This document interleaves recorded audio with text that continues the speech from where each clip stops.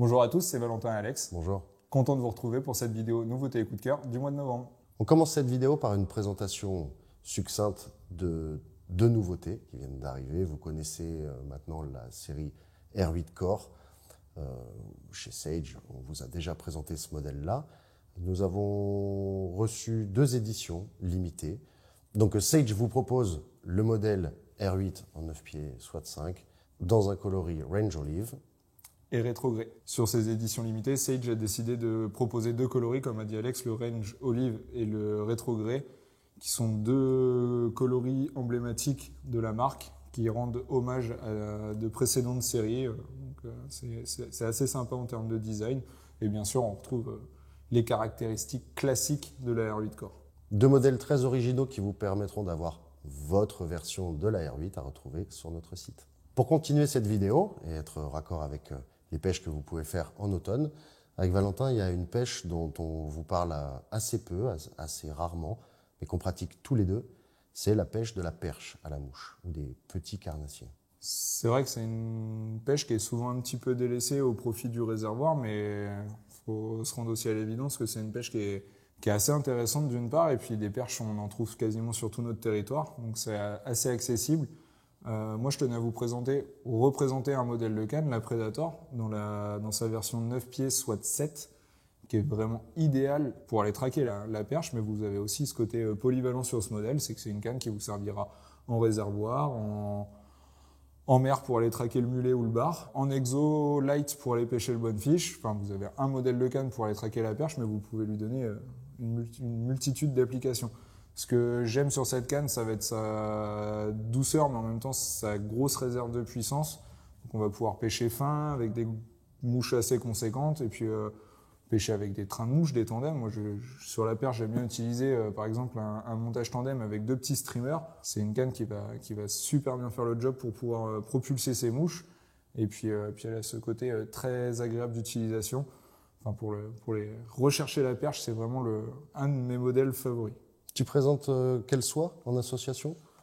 Je reste sur les modèles classiques préconisés par Redington et Rio. C'est que la soie Predator, la version WF7 flottante et intermédiaire, c'est ce qui est le plus polyvalent. Ça vous permettra aussi d'aller pêcher le black bass.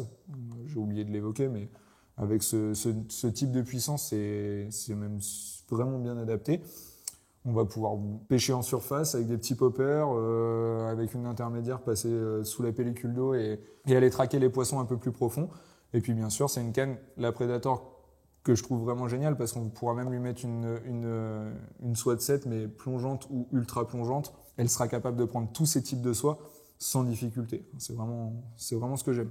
Et du coup, toi, Alex, tu as fait le choix d'une canne Sage ? J'ai préféré une puissance un petit peu moindre que la 7 dont tu parlais, mais sur un blanc un peu plus tonique, un peu plus rapide. Donc il s'agit de la canne Sage Sonic, qui est connue pour ses capacités de rapidité à lancer loin. C'est confortable sur la perche. Vous avez déjà une puissance nécessaire pour lancer des petits poppers. Vous pouvez attaquer en nymphe, vous pouvez attaquer avec des petits streamers. Concernant les SWAT 6 pour la perche, on n'a pas la puissance augmentée dont parlait Valentin, qui peut permettre d'aller attaquer des gros black bass et autres. Par contre, on fait le choix de la finesse et de la rapidité d'exécution. Vous pouvez lancer facilement des petites mouches quand les pêches deviennent un petit peu plus délicates, même en automne. Ce qui est agréable avec une 9P SWAT 6, et notamment sur ce modèle Sonic, vous pêchez fin, mais par contre, vous avez une énorme réserve de puissance. Là, même sur des grosses perches, vous n'êtes pas mis à mal. La puissance 6, je l'affectionne particulièrement. Ça vous permet de continuer à pêcher fin sans les puissances 7, mais avec déjà assez de réserve de puissance. C'est un bon compromis. On avait déjà parlé dans des vidéos précédentes de l'intérêt de la puissance 6 appliquée à une canne. Là, je vous la présente spécifiquement pour la pêche de la perche, que j'aime bien faire dans ce numéro de soie. Je me doutais également du modèle de soie que tu as choisi, mais tu veux nous en parler un peu plus ? Une soie Predator, comme tu as présenté, pourrait aller pour des histoires de finesse et une cohérence dans la finesse tout en ayant de la charge augmentée. Soit Rio Grant, qui est particulièrement bien adapté à la pêche en réservoir et à une puissance augmentée pour les cannes et puis à la pêche avec des mouches volumineuses, qui convient bien à la perche, là encore, tout en gardant un petit peu de finesse. Et sur ce genre de modèle, Alex, tu pourrais aller faire du migrateur, petit migrateur ? Ça pourrait convenir à des pêches de grosses truites ou de truites de mer.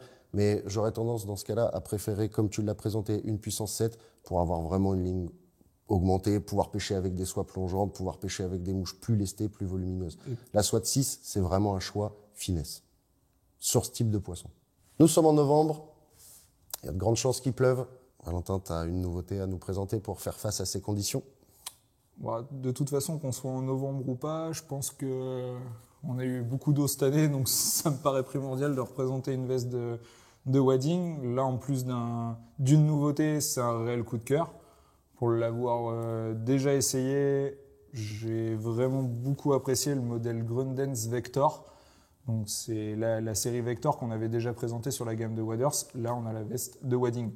On est sur une veste de wading franchement très bien pensée encore une fois par Grundens, qui a remis l'accent comme sur sa gamme de waders sur l'aspect robustesse et pratique de cette veste. Vous allez retrouver sur cette veste des grandes poches extérieures, intérieures, de quoi mettre des boîtes et suffisamment de matériel. Moi, ce que j'ai beaucoup aimé, c'est un détail, mais des grands manchons en néoprène. La veste est doublée aussi au niveau de la manche, ce qui va vous permettre de remettre un poisson à l'eau sans avoir une infiltration d'eau jusqu'au coude. Donc ça, c'est assez agréable. La capuche préformée est vraiment top et vous protégera bien des intempéries. Enfin, bref, on est sur une veste de wading parfaite et très très bien conçue par Grundens. À noter que comme sur le modèle de Waders Vector, Grundens a utilisé une membrane japonaise qui est très respirante et imperméable. Pour continuer dans la série des vestes de wading de grande qualité qui sont un coup de cœur depuis un moment chez nous, Patagonia propose une veste complète, très agréable à porter. Là, c'est fabriqué dans une membrane qui est propre à Patagonia, qui s'appelle le H2NO. Vous retrouvez là aussi des manchons qui limitent l'infiltration d'eau, ou en tout cas qui limitent les infiltrations d'air les jours où il y a du vent. Une capuche bien préformée, qui est séparée du col, pas mis d'un seul tenant. Vous retrouvez deux grandes poches poitrine qui sont placées assez hautes. Vous pouvez vraiment utiliser la veste en wading. Bien évidemment, les poches chauffe-main. Cette veste est agréable parce que bien que ce soit une veste qui soit faite pour le wading, c'est une veste que vous pouvez porter en dehors aussi. Elle vient bien couvrir un pantalon, notamment sur les fesses. Et pour les pêcheurs qui se poseraient la question et qui pratiquent le wading avec l'épuisette dans le dos, cette veste est munie d'un accroche épuisette dans le dos. Enfin, vous pouvez utiliser cette veste en milieu marin. Elle est conçue sans éléments qui subissent la corrosion, tout comme le modèle Vector que vous a présenté Valentin. En cette saison, se protéger des éléments extérieurs, c'est une chose, mais avoir un apport de chaleur supplémentaire, c'en est une autre. C'est assez important de pouvoir intégrer des vêtements qui vous tiennent chaud sous ces vestes-là quand les températures commencent à baisser. Grundens, qui fabrique des vêtements de qualité, propose des solutions. Là, je vous propose une Distant Arbor Jacket dans un coloris Poséidon, qui est une petite doudoune fabriquée en Primaloft, à intégrer sur votre veste pour un apport de chaleur, mais qui peut se porter aussi en dehors. Valentin, tu as une autre version? Moi, j'ai choisi la version Forecast Insulated, dans le même coloris Poséidon. La petite différence, c'est qu'on va avoir la capuche, un petit peu frileux. J'aime bien avoir la petite capuche le matin sur la tête. On reste sur deux modèles vraiment très agréables à porter et comme le disait Alex, permettent de rester bien au chaud sur ces matins un peu frais. Pour ta version, Valentin, c'est une veste comme celle-ci sur la capuche, mais c'est une version qui pourrait tout à fait se porter en début de journée quand le soleil n'est pas encore là et faire une bonne première petite veste quand les pluies sont pas intenses. C'est traité avec un après-déperlant durable, donc avec un léger crachin, ça suffirait. Tout à fait. On est vraiment sur une veste qui va vous permettre déjà de faire face aux éléments en démarrant votre journée de pêche. Alors bien sûr, on n'est pas sur une veste de wading, mais on a déjà de très bons matériaux qui sont utilisés. Puis le Primaloft, pour conserver la chaleur, c'est quand même très agréable. Et à noter que ces deux produits-là, grâce au Primaloft, sont assez compressibles. Donc quand vous avez plus besoin de votre veste ou que les températures montent, vous pouvez replier ça dans un sac à dos, dans une bagagerie très facilement. Ça ne prend pas beaucoup de place. On tenait encore une fois à vous présenter aussi avec Alex de la bagagerie. C'est toujours bien pratique, surtout dans la voiture, quand on part à la pêche et quand on rentre à la maison. Pour ceux qui aiment emmener du matériel, on reste sur ces pêches automnales, donc orientés sur le réservoir, sur les pêches de carnassiers, où on emmène quand même souvent... pour les personnes qui peuvent pêcher en flotte tube, en embarcation, quelques cannes. On peut des fois avoir 3-4 cannes avec soi. Je tenais à vous présenter le Rod Bag Kowa de chez Devaux. Ce sac pour cannes et moulinet est vraiment très pratique. va vous permettre de ranger facilement 3-4 tubes de canne plus des moulinets, ce qui va des soies supplémentaires, un peu de matériel. Ça va vous permettre de partir à la pêche de façon organisée et puis de pas en mettre partout dans la voiture, que vos tubes de canne s'entrechoquent, que les moulinets se promènent, enfin voilà. On est vraiment sur une bagagerie simple mais efficace pour partir sur une journée de pêche ou même en voyage, parce qu'on va avoir un format de valisette entre guillemets qui est pratique et qui prend pas tant de place que ça et qui va vous permettre quand même d'emmener beaucoup de matériel. Pour les pêcheurs qui font face à des conditions plus exigeantes, vous pouvez vous diriger chez Sims vers un Rod and Reel Vault. Il s'agit exactement d'une conception similaire à la bagagerie que vient de vous présenter Valentin chez Devaux. Seulement, vous avez un produit qui est plus renforcé avec l'utilisation d'un tissu en cordura pour l'extérieur, de la mousse un petit peu plus compensée et une structure vraiment coquée. Sur ce produit-là, vous pouvez l'utiliser, comme Valentin vous le disait, pour toutes les facilités de rangement et d'organisation de votre matériel. Vous pouvez vraiment utiliser ce matériel-là exactement dans la même conception que le faisait voir Valentin pour organiser votre matériel dans votre coffre ou lors de vos différentes pêches. Vous pouvez aussi vous diriger vers ce produit-là lorsque vous souhaitez une protection accrue de votre matériel. Dans ce principe-là, ce Vault est fourni avec 2 bretelles amovibles et puis des petites solutions aussi pour les aéroports. À noter que sur ce modèle, chez Sims, les tubes de 9 pieds, on va dire classiques, entre 80 et 85 cm vont rentrer assez facilement.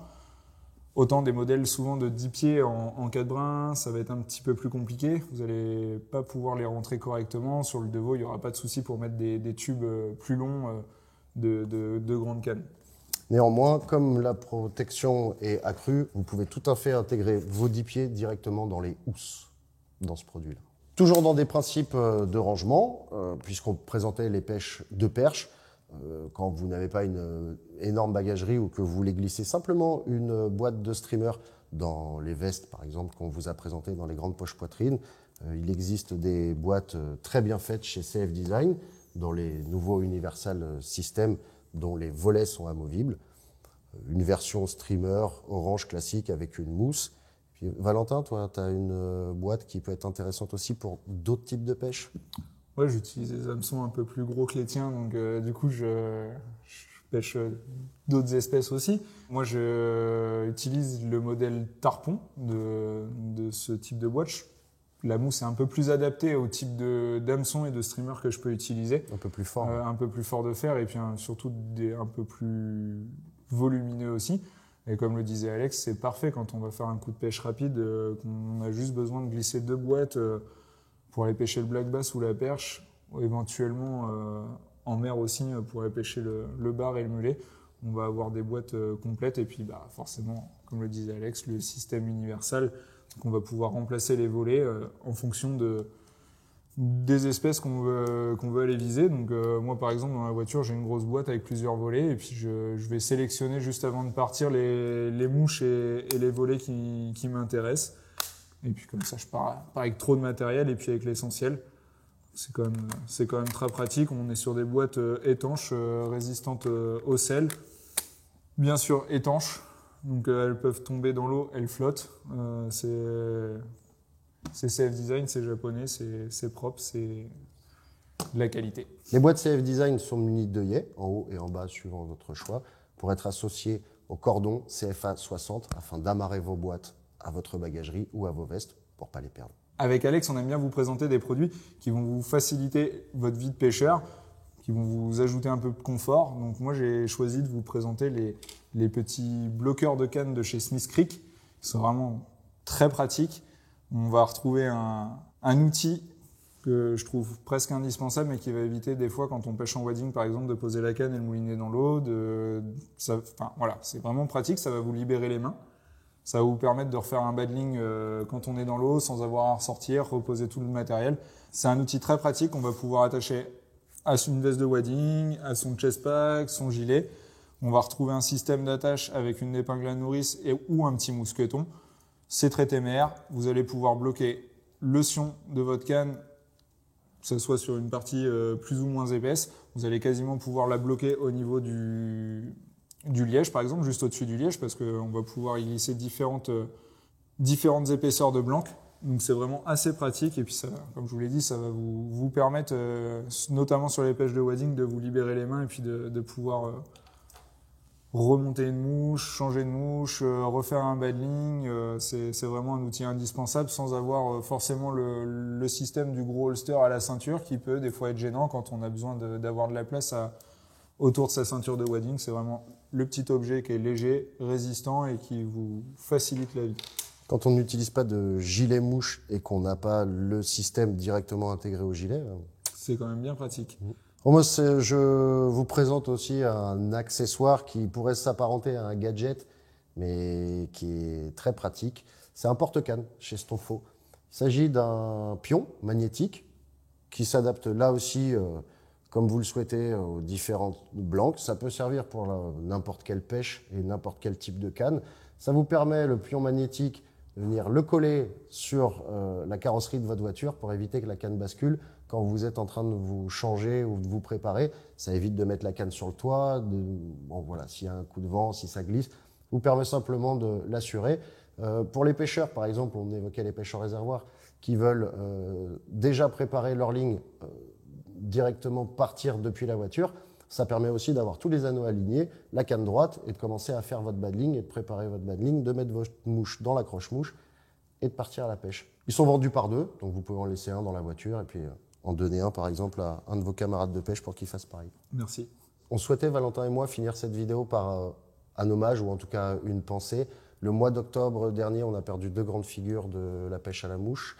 Charles Guédy, en France, qui avait participé à de nombreux ouvrages, un très grand illustrateur et un grand pêcheur à la mouche, connu de beaucoup et respecté de beaucoup. Outre-Atlantique, nous avons perdu aussi en octobre dernier John Guirac, qui nous a inspiré pour ses beaux livres qui sont aux éditions Gale-Meister, et puis pour ses enseignements de pêcheurs pour les Américains et au travers du monde. Donc, on pense à eux, ils nous ont apporté beaucoup et continueront à apporter aux générations futures.